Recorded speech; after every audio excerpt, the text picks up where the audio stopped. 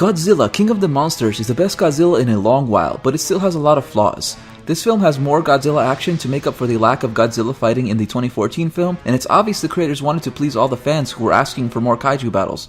If you're a Godzilla fan, most likely you will enjoy the gorgeous CGI fight sequences and love seeing classic characters that have taken way too long for someone to finally put them up on screen. This film even gives a nice rendition of the original Godzilla theme, but unfortunately it also has a lot of stupid human drama that nobody cares about. Keep in mind that the film is over 2 hours long and CGI is expensive and time consuming, so they had to pad it out with a bunch of really poorly written humans who foolishly changed their minds on a whim just for the sake of the story. If you want to have people making dumb decisions for the sake of making an excuse for more kaiju battles, I'm totally cool with that, but then it's better to recognize how bizarre that is and then make a film that doesn't take itself too seriously, much like the original Japanese films. For example, in my favorite one, Godzilla vs. Mechagodzilla, you have a redundantly named King Caesar, who is a giant dog that gets summoned by a singing Japanese priestess. Clearly these films were meant to be as fun as possible, and even the music is hype jazz music.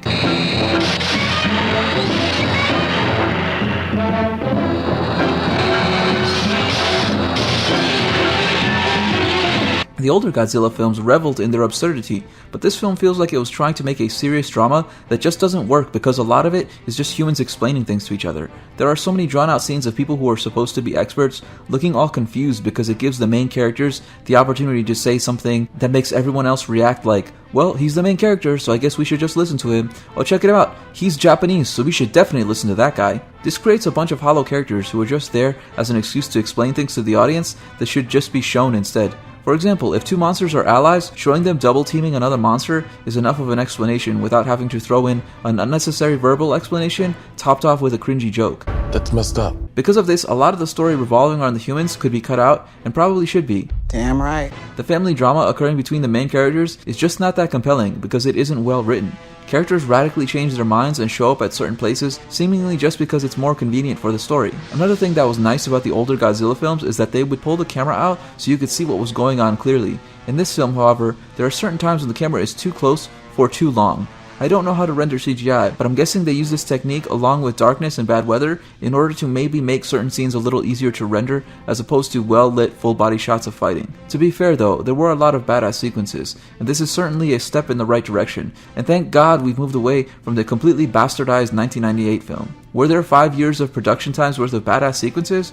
I don't know about that, because sometimes it felt like they were cheating. There would be times where you kind of felt like you were following the action because some human would be running and in the background you could see a monster do something cool, but it felt like a tease because the camera follows the human instead of the monster. Sorry Millie Bobby Brown, Charles Dance, Vera Farmiga, and the rest of the core cast, you performed about as well as you could have given a crappy script, but at the end of the day, nobody cares. Out of all the characters to make me emotional, it was actually Mothra who I cared about the most. A lot of critics are going to make comments about the humans and hold that against this film way more harshly than I would, but I know better. The average person just wants to watch Godzilla, and this film delivers way more than I was expecting. Unfortunately though, there are times when you have to be patient to get to the action, so I guess the next step in improving these films is to keep this amount of Godzilla action and just trim the fat. I give Godzilla King of the Monsters 8 Godzillas who don't take themselves too seriously out of 10.